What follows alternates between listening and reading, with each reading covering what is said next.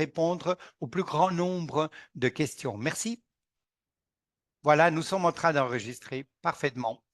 Bien, alors je vais me présenter. Moi, mon nom est Kevin Smith et je suis le coordinateur principal des espèces envahissantes.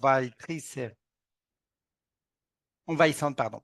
Bon, maintenant, je vais céder la parole, permettez-moi, alors à un collègue qui va commencer donc ce webinaire. Merci beaucoup à vous tous.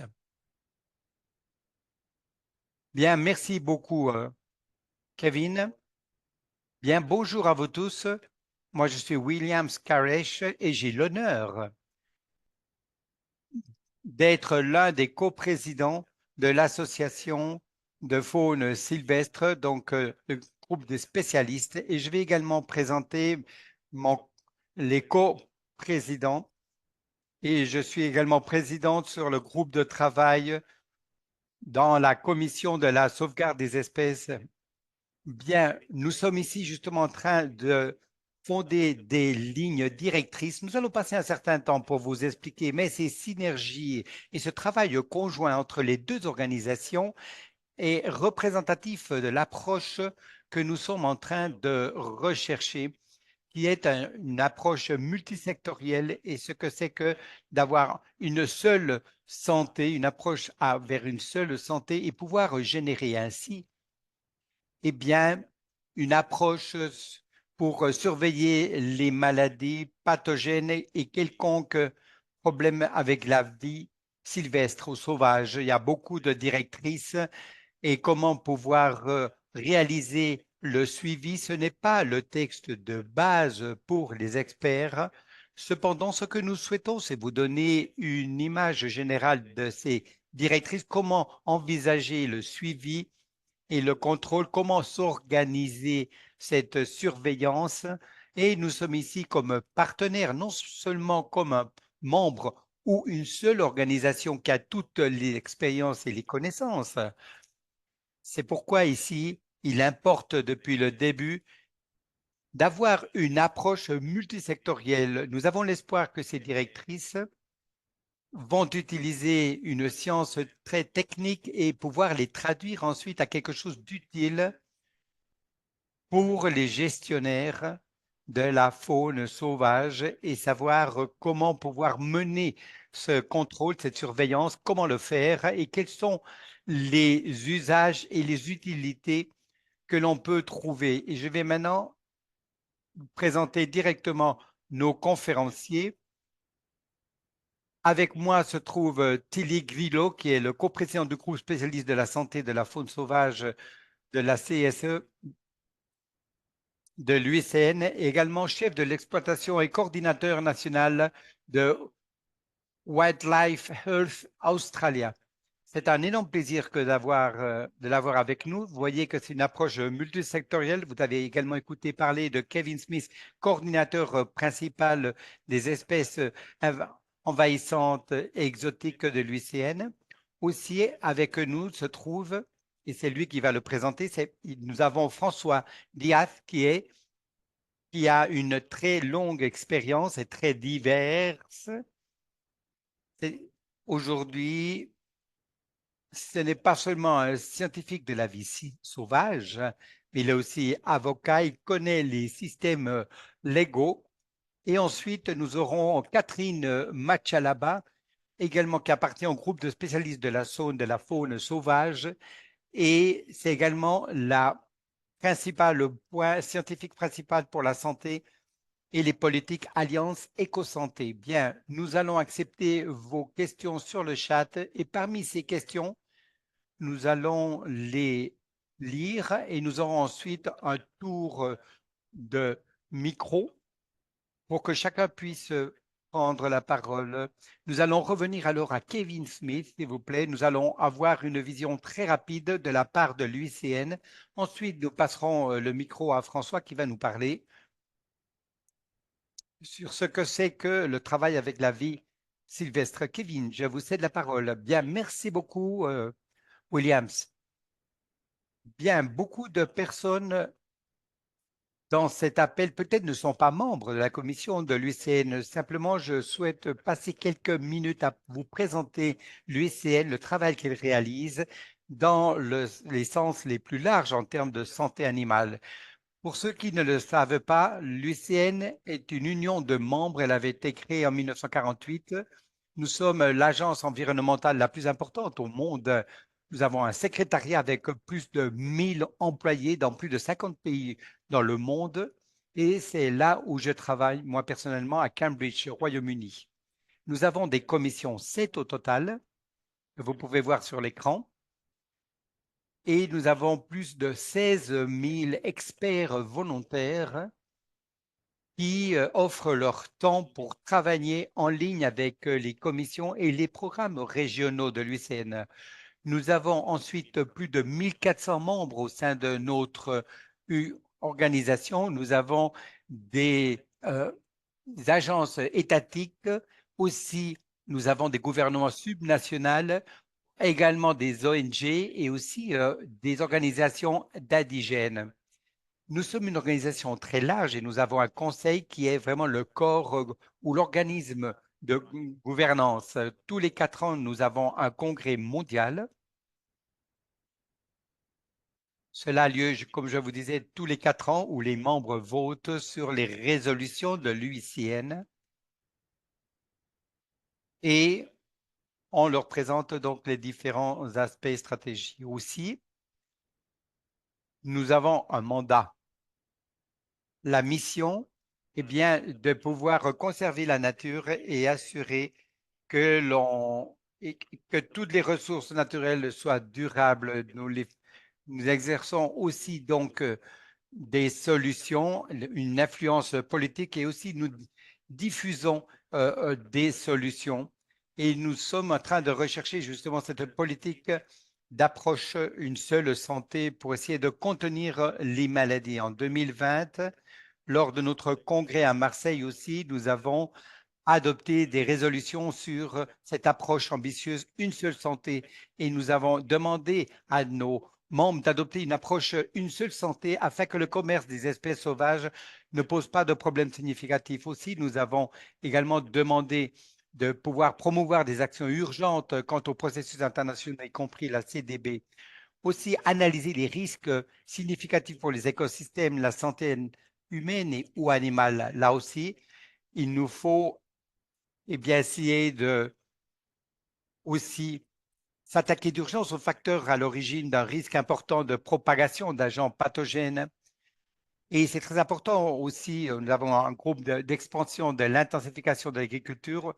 Plus de 160 000 ont été analysés et nous recherchons, y compris les maladies. Nous avons des groupes d'experts par commission et nous avons un groupe spécialiste de faune sauvage qui gère également les zones protégées et aussi nous avons des partenaires tels que Eco Alliance et nous sommes représentés dans différents groupes sectoriels avec l'Organisation mondiale de la santé animale et également Climat et une seule santé. Nous avons des représentations aussi de groupes de travail sur la vie sauvage. Tout simplement, je tiens à repasser ou réviser rapidement certains de ces exemples des documents que nous avons pour cette approche d'une seule santé. Nous avons ici l'analyse des risques de maladies et qui essaye de chercher le critère qui s'adapte spécifiquement au secteur de la conservation et qui vise les autorités de gestion d'animaux sauvages. Nous avons aussi ces manuels et on peut rentrer dans le détail de comment mener une analyse de risque récemment. Nous avons également produit 2 autres directrices pour pouvoir soutenir la gestion dans les aires protégées, qui est une directrice ou un guide très détaillé, comment les autorités dans les aires protégées peuvent dépister et réaliser un suivi et des actions de récupération et basé dans tous les documents. Nous avons un deuxième document aussi qui a pour objectif le secteur touristique pour voir ce que le tourisme peut faire pour aborder cette approche de une seule santé. Nous avons ensuite une plateforme Panorama qui aide et qui facilite des apprentissages de cas réussis en conservation. Ce sont là le récit de 21 projets d'action ciblant la santé de la faune sauvage et la réduction des risques de zoonose. Nous avons également bien d'autres d'outils qui sont connectés à cela. Nous avons des documents qui comprennent aussi des forêts et santé dans les plans d'action nationale. Nous avons également le standard pour les solutions basées sur la nature, l'UICN, et comment on applique cela dans la santé humaine et qui nous permet de fonder ces actions et explique les objectifs dans le cadre donc de durabilité. Et nous avons également des initiatives de Nature for Earth et aussi nous travaillons avec l'initiative climatique internationale, le IKI. Voilà donc une vision très rapide et très résumée de ce que nous faisons. Merci une fois de plus d'être présent dans ce webinaire. Et je cède la parole à présent à François Diaz, s'il vous plaît, et lui-même va se présenter. Bien, merci beaucoup à vous tous. Bonjour ou bonsoir, selon l'endroit où vous vous trouvez. Je vais vous présenter alors rapidement l'Organisation l'Organisation pour la mondiale de la santé animale.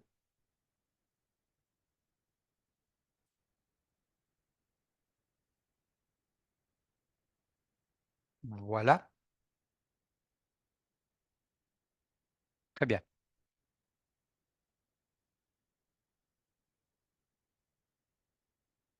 L'Organisation mondiale de santé animale a été créée en 1924.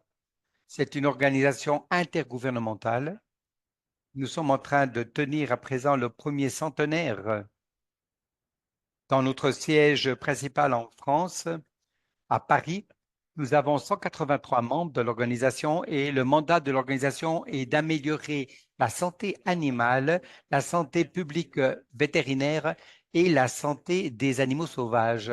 La mission principale de l'organisation est la transparence concernant les maladies des animaux, aussi collecter toutes les informations scientifiques et les guides font partie de toute cette information scientifique aussi. Nous avons, nous promouvons le commerce euh, sain des animaux, et légal évidemment, et l'Organisation mondiale aussi pour la santé animale a développé des critères et des standards internationaux. Et cela se divise et sont publiés en 4 publications, les codes de santé d'animaux aquatiques et terrestres et les manuels sur les animaux terrestres et aquatiques. Et nous travaillons également avec la sécurité alimentaire pour prévenir des risques et aussi nous travaillons sur toute cette question touchant la santé animale sauvage. Notre stratégie, que vous pouvez voir sur l'écran, est intégrée dans le cadre de la santé animale sauvage qui avait été créé en 1921 et nous, depuis 2021 pardon, jusqu'à 2025 dans le cadre d'un programme de 5 ans. Les résultats que nous avons obtenus de ce cadre, c'est bien promouvoir des coordinations au niveau mondial pour renforcer les capacités dans la gestion de la vie sauvage et la santé animale en recueillant toutes les données, aussi développer des critères et des guides internationaux et diffuser des connaissances scientifiques et finalement promouvoir une prise de conscience et intégrer les sujets de santé animale et de fonder les stratégies adéquates. Les directrices vont être présentées aujourd'hui. C'est une partie de ce cadre de santé animale sauvage qui, dans ces 3 résultats, on peut voir effectivement, d'abord, ce serait la promotion de la coordination internationale et la collaboration, aussi diffuser des connaissances scientifiques et identifier et développer des directrices.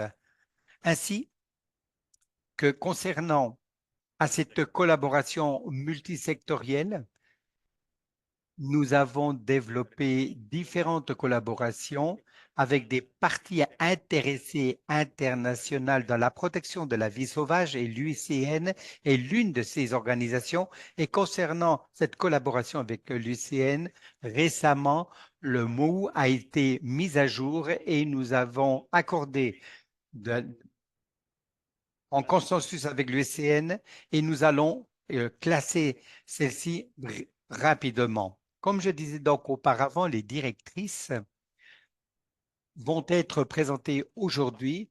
Elles font partie du travail pour pouvoir rédiger des guides et des manuels et diffuser des informations scientifiques. Mais nous avons aussi différents guides directrices qui ont été développés récemment et sur l'écran, vous pouvez voir certains d'entre eux. Ici, vous pouvez voir aussi, il y a beaucoup de travail avec les mammifères marins pour protéger des différentes épidémies et aussi les vaccins émergents pour les oiseaux. Nous avons aussi des directrices et des guides sur les maladies du singe. Tout cela vous est donc disponible sur le site web. Voilà ce que j'avais à vous dire. Merci beaucoup de votre écoute et je cède à présent le micro à Catherine Machalaba. Merci. Permettez-moi de sortir de l'écran. Bien, merci beaucoup, François. Voilà, je vais interrompre alors. Merci beaucoup. Je vais partager mon écran à présent. Permettez-moi une petite seconde. Simplement, je tiens à remercier tout le monde de nous accompagner et de leur intérêt sur cette question. Je pense que pour tous ceux qui sont déjà engagés avec les maladies des animaux sauvages, concernant la surveillance des maladies et des agents pathogènes, vous avez ici les guides de mise à jour. J'espère que ces directrices donc vont vous aider et nous encourageons tout le monde véritablement de continuer à partager leur expérience avec nous. Et s'il vous plaît, sachez que toutes ces directrices prennent en considération les meilleures pratiques et celles qui ont été réalisées par les différentes communautés. Et je pense que cela pourrait être l'un des premiers webinaires à ce sujet. J'espère que vous pouvez voir mon écran. Merci de le confirmer. Oui, vous le voyez très bien. On voit la présentation. Parfait. Merci beaucoup, c'est gentil. Alors, nous sommes en train de présenter les directrices générales pour la surveillance des maladies, des agents pathogènes et des agents toxiques dans la faune sauvage. C'est un long titre, mais il y a beaucoup de choses au sein de ces directrices et cela comprend aussi les différentes dimensions que je vais détailler. Et cela comprend non seulement la complexité, mais également les possibilités, les opportunités pour les animaux sauvages et les défis que nous devons relever en matière de santé animale sauvage. Nous allons voir les différents aspects, nous allons les analyser et voir comment on peut les appliquer. Nous allons donc voir l'introduction. Ensuite, vous pouvez voir ici également par le biais de ce guide les aspects opérationnels en, en soulignant tous ceux qui sont en première ligne exposés à cette vie sauvage et très souvent les premiers témoins des choses qui changent dans la santé animale sauvage. Ici, on va également analyser certaines dimensions de ces sujets en termes des attentes. Quand vous allez recevoir ce guide, vous aurez une introduction aussi au sein du contexte stratégique dans lequel nous travaillons, puisque les animaux sauvages sont directement associés avec le cadre mondial et comment la vie sauvage contribue, cette santé de la vie sauvage contribue aussi à la vie sauvage, à la conservation et également nous analysons les aspects opérationnels. Qu'est-ce que c'est que la surveillance? Quelles sont les étapes à franchir quand on prépare un programme de surveillance? Dans ce cas-là, nous pensons surtout à des plans de surveillance au niveau national, la planification et beaucoup d'opportunités pour introduire la surveillance. Et nous allons en parler avec plus de détails. Il faut également prendre en considération les considérations financières, comment préparer un devis, que faut-il introduire dans ce processus budgétaire, comment peut-on mobiliser les ressources et comment on peut planifier également, aussi bien dans le présent qu'à l'avenir. Autres considérations. Et dans ces autres considérations, je pense qu'ici, nous croyons que c'est très important également. Et là, il y a eu une mise à jour avec le guide précédent concernant certains aspects légaux, éthiques et santé animale et les, comment doit-on engager également les parties prenantes dans l'évaluation. Je voudrais, et l'interprétation, je voudrais également citer l'annexe, car là, il y a beaucoup de ressources très utiles, y compris les profits des programmes de santé animale et comment la surveillance contribue en effet aux résultats et spécialement de cette approche, une seule santé en aidant les écosystèmes des animaux et comment la vie sauvage est directement reliée à toutes ces dimensions. Aussi, les parties intéressées ou engagées importantes et surtout quand on est en train de développer et aussi en termes des résultats qu'on peut obtenir par le biais de cette surveillance. On va également parler sur les types également d'échantillons. Il y a certains tableaux qui nous aident et nous vous allons donner certains exemples de comment les utiliser et aussi des exemples de planification budgétaire. On est en train d'envisager de voir comment peut-on présenter un budget dans un programme, comment le structurer et apprendre des programmes de surveillance déjà existants. Et ceci est surtout important si vous devez mobiliser des ressources d'un ministère à l'autre. À présent, qui est alors l'utilisateur objectif ou target? Eh bien, je pense qu'il y a beaucoup d'utilisateurs cibles et cela, ce sont véritablement, il y a d'abord les utilisateurs primaires qui sont les autorités nationales chargées de la santé et de la gestion de la faune sauvage, y compris les points focaux nationaux de l'OMSA pour la faune sauvage. Il y en a beaucoup qui travaillent sur le terrain dans des aires protégées et qui travaillent sur ce point focal.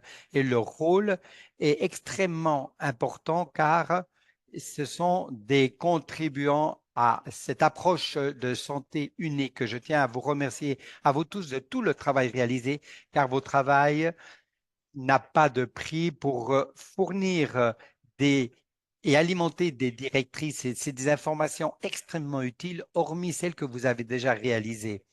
Et aussi, cela peut toucher des, euh, des populations et des titulaires de droits qu'ils ont également.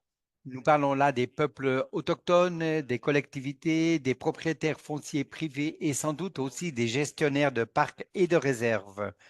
Parmi ces responsables de la gestion, aussi les gardes forestiers, par exemple des aires protégées, et donc en contact avec la voie sauvage. D'autres parties également extrêmement importantes et qui sont en contact direct, ce sont tous les intervenants ayant un rôle significatif dans la surveillance, y compris les professions en contact avec la faune, y compris les laboratoires, et des personnes qui sont également des experts dans l'évaluation et bien d'autres qui peuvent jouer un rôle majeur dans la surveillance et le design. J'ai cité rapidement, parce que la portée est bien plus importante que les directrices précédentes. Les premières avaient été en 2015. Elles avaient au total 5 pages et les nouvelles directrices, eh bien, comprend plus de 50 pages. Donc, il y a bien plus dans cette vision mise à jour. On a beaucoup appris lors de ces dernières années Et un aspect principal, c'est l'intégration de tous les agents également toxiques, la pollution. Je tiens aussi à vous parler des différentes conventions en associant les différents objectifs, les différents agendas aux différents experts et comment peut-on envisager un système ou une façon systématique de réfléchir sur la santé animale sauvage et cela va ouvrir de nombreuses opportunités. Maintenant, pour définir la surveillance, comme cela avait été dit par un spécialiste, il s'agit je pense que c'est utile de nous rappeler à nous-mêmes ce que c'est la surveillance, effectivement, il s'agit d'une collecte, une compilation, une analyse systématique et continue de l'information relative à la santé animale et diffusion rapide de l'information afin que des mesures puissent être prises. Les actions sont très importantes. La surveillance doit avoir une finalité. Tout le monde est très occupé avec son travail au quotidien. Nous avons beaucoup de responsabilités. Cela pourrait contribuer fortement à la protection de la vie sauvage animale. Et dans la santé donc animale, sans doute, il me semble que dans ce cas-là, il y a certains résultats qu'il nous faut analyser, que peut-être d'autres secteurs n'apprécient pas, mais c'est également une possibilité pour augmenter la prise de conscience et ainsi nous pouvons utiliser des arguments utiles pour d'autres qui ne sont pas dans ce secteur de la conservation, sachent pourquoi la santé animale sauvage est si importante. Là, il nous faut faciliter des informations. Il existe de nombreux objectifs et utilisations possibles de l'information de surveillance, par exemple pour détecter les menaces immédiates ou potentielles et impacts, y compris les maladies émergentes. Aussi, en établissant quelles sont les maladies endémiques et du point de vue de la conservation, soutenir également les évaluations de la conservation des espèces et l'élaboration de plans d'action. L'objectif étant sans doute de chercher un programme de surveillance qui devrait être clairement défini. Et nous avons beaucoup d'applications possibles. Nous avons parlé de cette guide sur l'analyse des risques de la santé animale sauvage. Aussi, engager les communautés à voir les preuves et il nous faut les avoir pour dire il nous faut mettre en œuvre ceci ou cela, ou même développer une prise de conscience pour réduire les risques pour cette espèce ou d'autres. Et également, il y a une liste rouge des espèces. Je sais qu'il y a beaucoup de collègues qui sont déjà engagés dans ces démarches et l'importance de considérer les maladies, voire l'impact de celles-ci sur les populations d'animaux sauvages. Nous devons réfléchir sur les besoins de détection et nous sommes en train également de réfléchir sur les agents pathogènes ou des agents toxiques spécifiques et cela va nous permettre de concevoir un système adéquat. D'abord, quelle est la valeur pratique de cette surveillance? Je crois que beaucoup des applications que nous avons vues, ne soyez pas timides au moment de partager vos études de comment la surveillance a contribué à votre travail et à identifier de manière proactive les menaces. Et parfois, quand nous voyons de nombreux impacts, il est très important d'avoir ce corps d'enseignement, ces connaissances pour pouvoir défendre qu'il y a des actions nécessaires et que celles-ci sont tout à fait donc cruciales. Pour vous donner des bons exemples, vous avez vu qu'il y a beaucoup d'applications pour la conservation. Par exemple, telle est la propagation internationale et impact du chytride dans les populations d'amphibiens. Et cela nous a amené alors à certains déclins de certaines espèces. Et cela a même provoqué certaines disparitions. C'est pourquoi il est très important de documenter ces impacts. Un autre exemple aussi, c'est le syndrome du museau blanc chez les chauves-souris. pour déterminer la propagation de l'agent pathogène, identifier la menace pour la production alimentaire liée à la perte de services écosystémiques et éclairer la gestion des maladies et qui a été présenté aux États-Unis. Et ceci est très important de le diffuser aussi pour tous ceux qui sont engagés dans la gestion de grottes et d'autres activités de loisirs pour qu'ils sachent en effet ce qui se passe et pour essayer de mitiger l'impact de cette maladie. Un autre exemple, c'est la santé des animaux domestiques et production animale.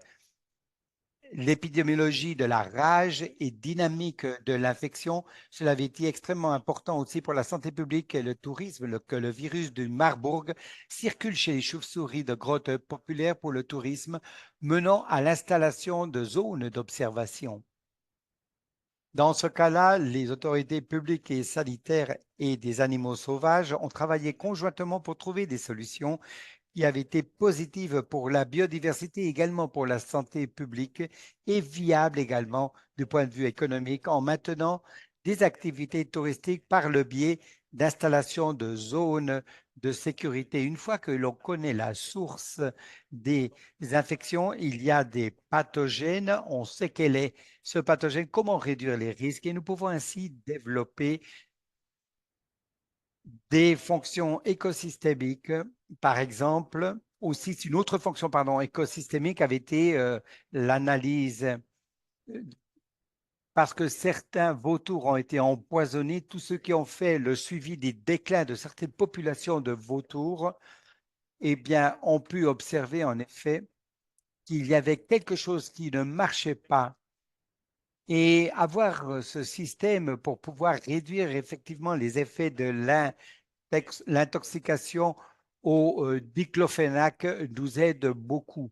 Et c'est pourquoi, donc, il nous faut voir ce dont on a besoin de manière préalable et voir qu'il y a un système pratique et cela est vital pour le dépistage précoce et pour prendre des mesures. Avant de céder la parole à M. Grillot, je vais rentrer rapidement sur les étapes principales pour le design des programmes de surveillance. D'abord, il nous faut voir les objectifs. Il nous faut donc identifier d'abord de nouveaux pathogènes ou d'autres dangers éventuels ou confirmer encore la présence de toxines pathogènes ou maladies et dépister ces toxines, faire un monitoring, décrire les maladies des pathogènes ou des toxines et comment celles-ci évoluent dans le temps et l'espace.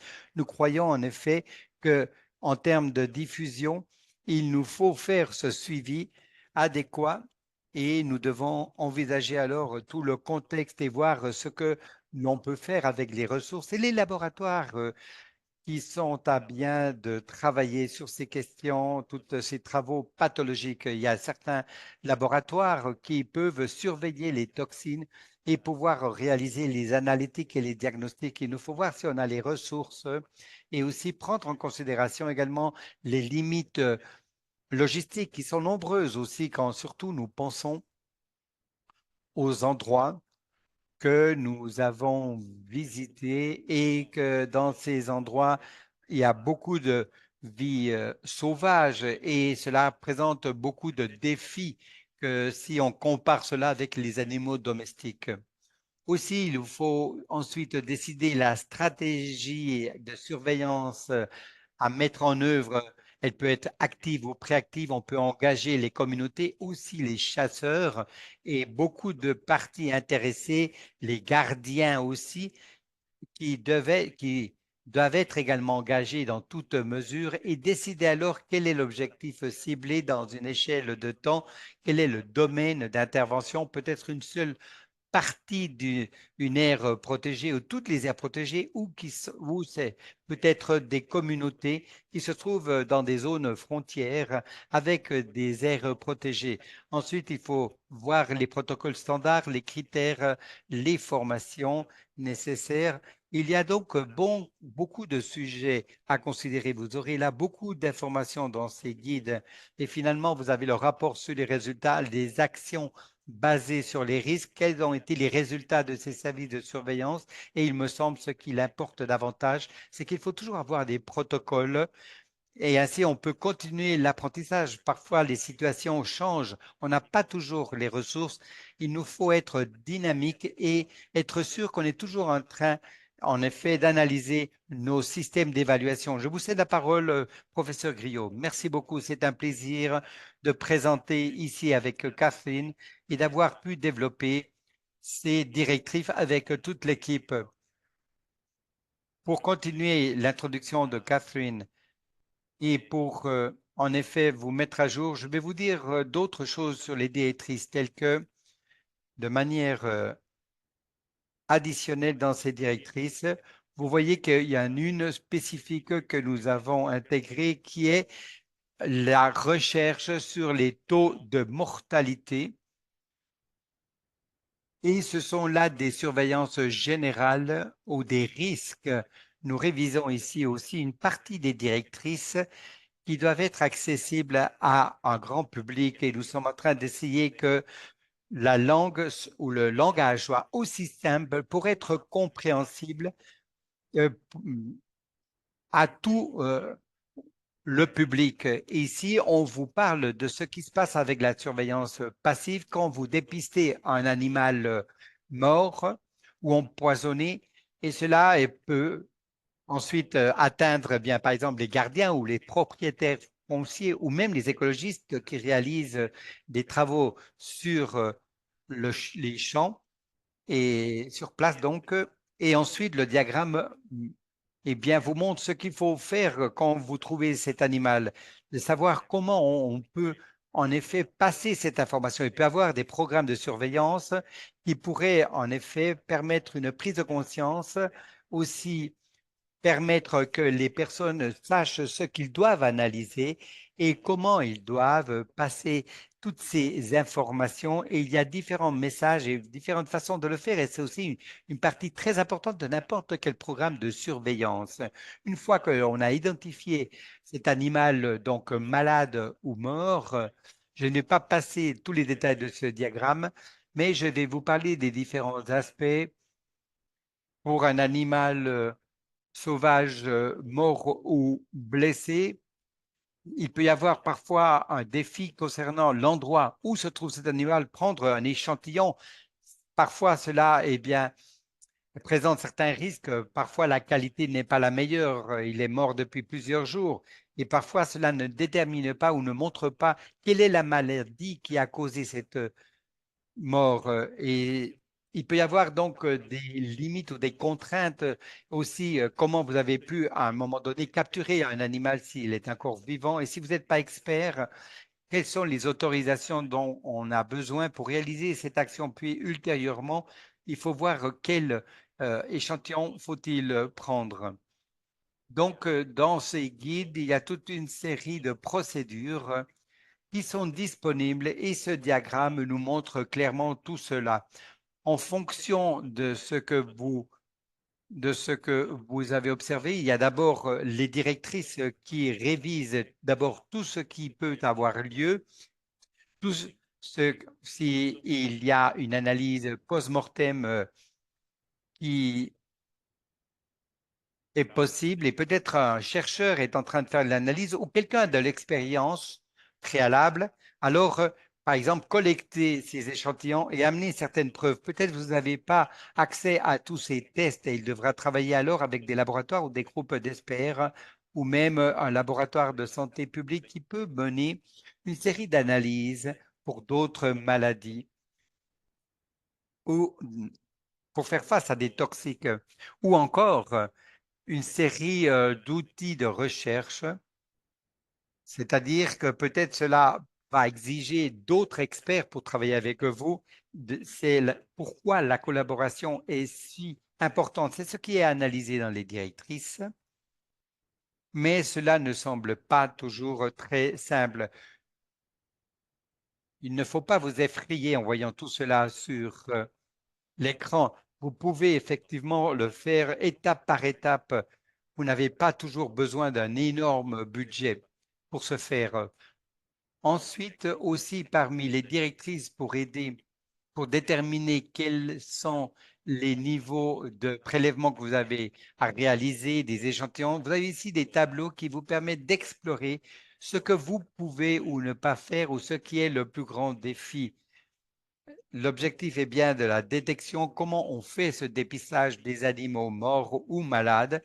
Cela pourrait être réalisé à travers des contrôles visuels proactifs ou d'envoyer des personnes de manière régulière dans des zones de conservation ou encore chercher des oiseaux morts dans les zones aquatiques ou encore par exemple, comme on a fait en Australie, on avait analysé les chauves-souris.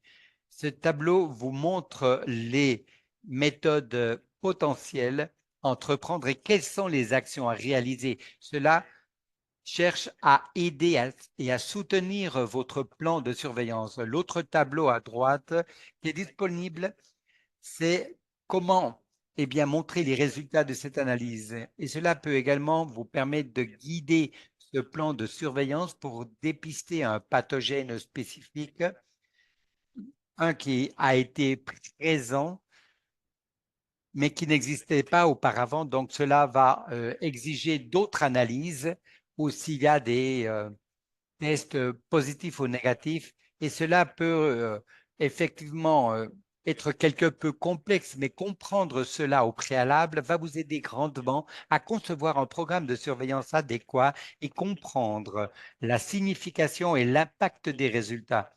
Et cela, sans doute, va vous permettre donc de pouvoir agir correctement. Ainsi, quand faudra-t-il alors être alarmé? Eh bien, surtout quand vous allez parler avec certains secteurs pour pouvoir lancer cette alarme ou cette alerte, que faut-il prendre en compte? Eh bien, très souvent, il nous faut effectivement bien, offrir des possibilités aux personnes pour pouvoir nous parler effectivement de ces animaux morts ou encore des animaux potentiels. Je crois que le premier est très clair. Je voudrais tout simplement repasser alors cela. Si vous trouvez quelque chose d'anormal ou différent, il s'agit là d'engager les personnes qui agissent dans les zones sylvestres avec les agents qui comprennent cette vie sauvage. Ça peut être des écologistes, ça peut être des propriétaires ou ceux qui ont les droits de propriété ou encore qui ont des mandats légaux ou spirituels. Et c'est également ceux qui bien, soignent ces animaux sauvages qui peuvent avoir de l'expérience à ce sujet. Ou aussi, s'il y a un animal qui a eu un accident à cause de voitures ou également des animaux qui sont présents, mais travailler avec les experts sur place est vital. Il faut aussi savoir quels sont les signaux neurologiques qui peuvent nous donner également des pistes quant aux maladies qui peuvent survenir.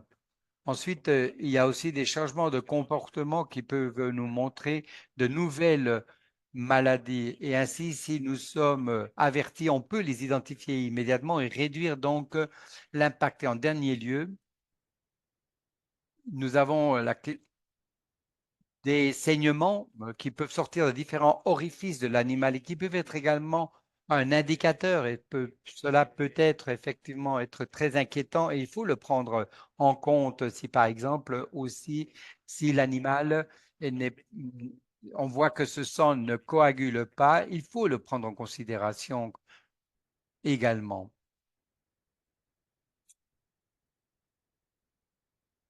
Donc avec toutes ces considérations, certains de tout cela, cela est un bon rappel donc et on le trouve dans toutes les directrices que vous devez être une personne autorisée ou formelle, vous devez avoir des connaissances, comment vous pouvez vous protéger à vous-même de maladies et de pathogènes ou de toxines présentes qui peuvent être à l'intérieur des animaux et les échantillons que vous êtes en train de gérer. C'est pourquoi il est très important d'avoir une information, d'une bonne formation, que s'il y a des personnes en contact avec ces pathogènes, il est très important aussi d'être sûr que ce pathogène ou toxine ne, ne puisse être transféré à un autre animal dans son entourage en prenant.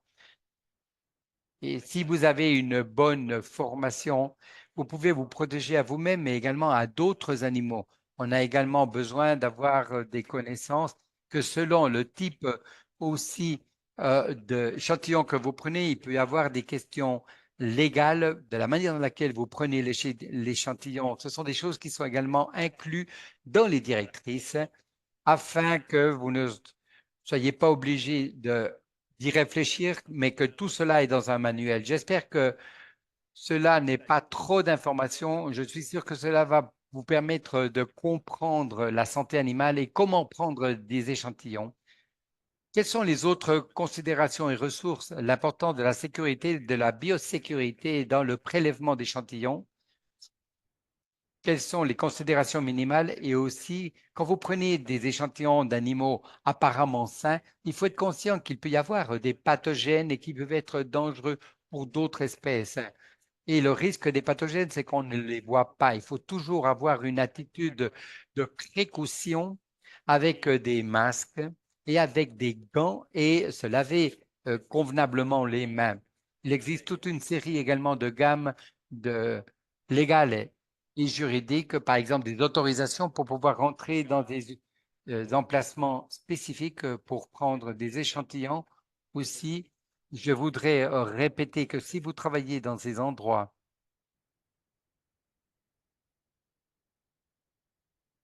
dans lesquels, par exemple, les propriétaires sont des indigènes ou des communautés locales et ils peuvent avoir des règles aussi spécifiques et cela, il faut les prendre en considération. Dans un monde idéal, il faudrait pouvoir co-gérer et co-développer les programmes avec les personnes qui ont les responsabilités de ces animaux, car ces animaux font partie de leur culture du bien-être spirituel. Ils dépendent de ces espèces aussi pour leur quotidien. Donc, ces directrices répètent le besoin d'intégrer et de co-développer avec des groupes indigènes et des communautés locales ces différents plans de surveillance. Aussi, d'autres choses qu'il nous faut considérer, c'est comment savoir si elle est au sein d'un contexte légal et que votre programme de surveillance intègre également d'autres programmes de surveillance, travailler conjointement et s'assurer que vous êtes en train d'agir adéquatement avec la vision de la santé animale sauvage et que cela puisse également aider la conservation et aussi l'économie. Aussi, les directrices nous parlent d'une grande gamme de ressources qui peuvent être très utiles. Nous parlons ici des ressources utiles. Le premier, c'est que l'OMSA a des points focaux nationaux pour la faune sauvage dans tous les pays et qu'il facilite aussi une assistance à leur programme de surveillance. L'OMSA également a développé des modules électroniques de surveillance de la faune sauvage et pour pouvoir également améliorer ses connaissances. Si vous voulez connaître plus profondément les objectifs de cette surveillance et calculer comment prendre ces échantillons, comment prélever ces échantillons sur un pathogène ou une maladie, vous avez là des manuels de formation de l'OMSA qui se trouvent sur le site web de cette Organisation mondiale de santé animale et qui sont très accessibles à une grande audience. Et là, il révise un grand nombre de sujets, comment analyser le risque, comment analyser les risques et comment également eh bien, avoir accès à un réseau et comment travailler dans votre pays. En dernier lieu, nous sommes en train aussi de développer des rapports sur la situation de la faune sauvage, sur l'émergence de maladies. Ce qu'il importe, c'est que depuis notre organisation et l'UCN, nos rapports soulignent l'importance des listes rouges de l'UCN et quels sont les impacts que peuvent souffrir certaines populations et espèces, comme par exemple la fièvre aviaire. Prochain transparent, s'il vous plaît. Alors, je voudrais à présent simplement remercier à toutes les personnes qui ont révisé tous ces documents. Eux, ils ont une très large gamme et de connaissances et d'expériences. Et donc, grand merci à cette collaboration entre l'UICN et l'OMSA.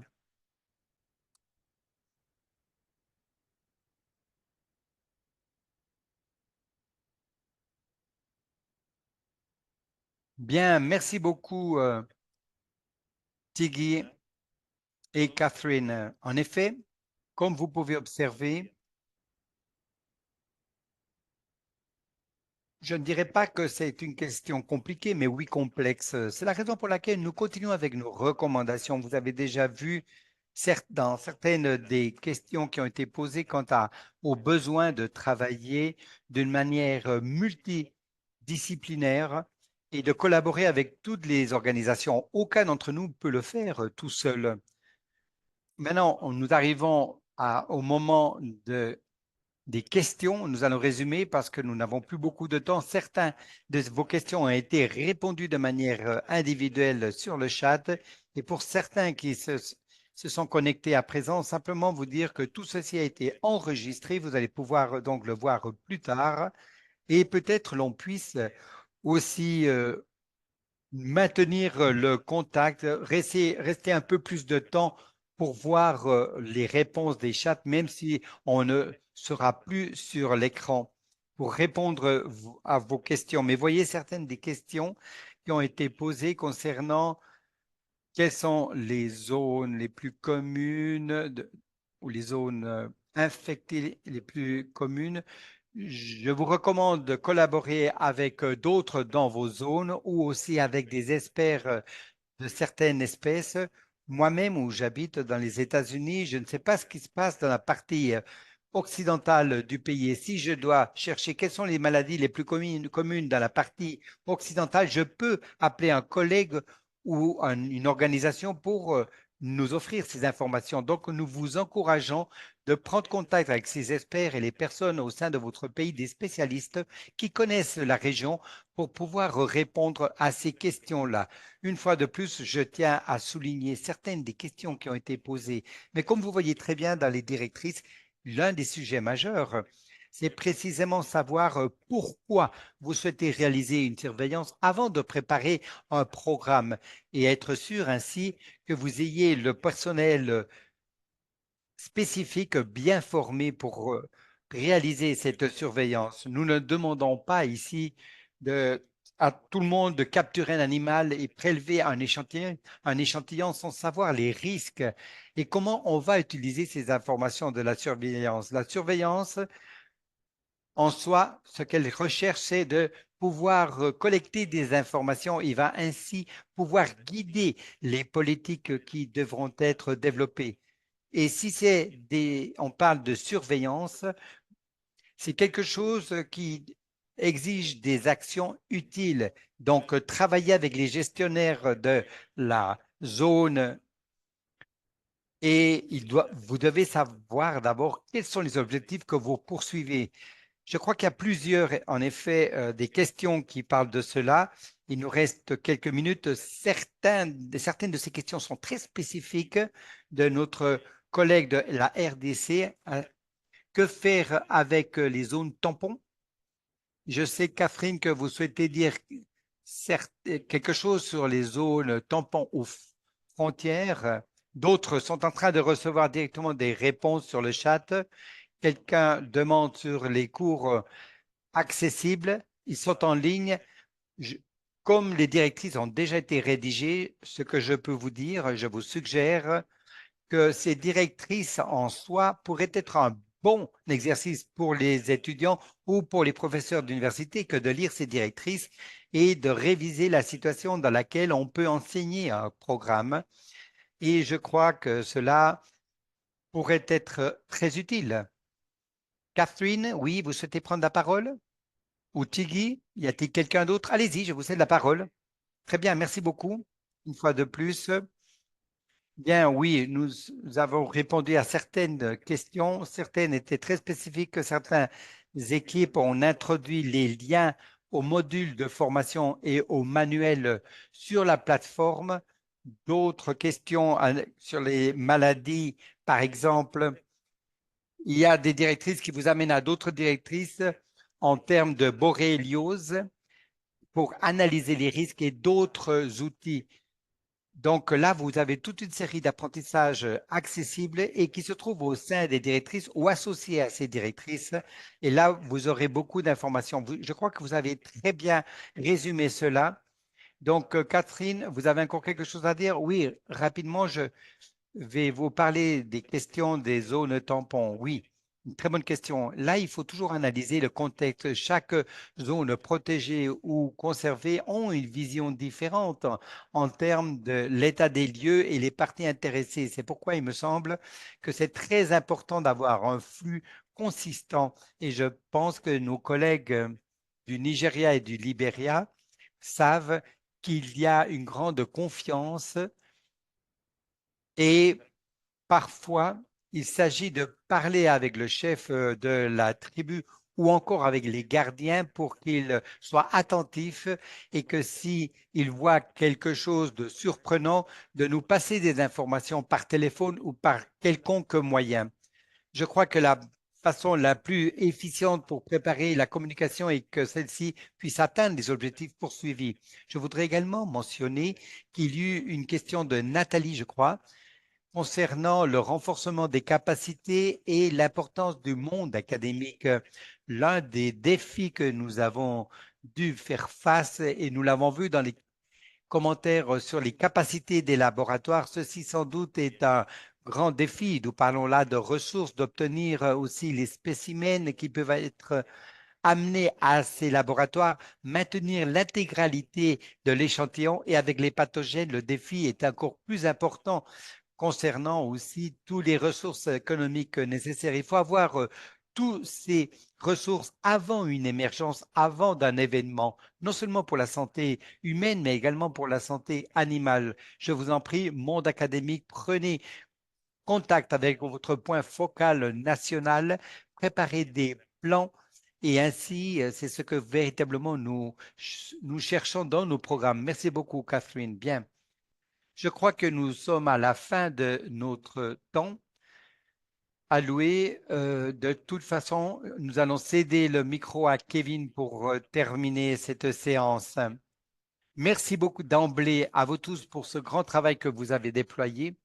Et je voudrais aussi dire, comme ceci a été mentionné par Tiggy concernant les directrices, beaucoup d'entre vous, vous avez beaucoup aidé parce que vous vivez dans le monde réel, sur place, vous travaillez avec des autorités nationales, vous faites des travaux de conservation et beaucoup de personnes ont contribué avec le temps de révision et beaucoup de brouillons étaient largement diffusés pour pouvoir les révisés. Ils étaient très faciles à lire et je tiens à remercier aussi à tous ceux qui ont financé ce projet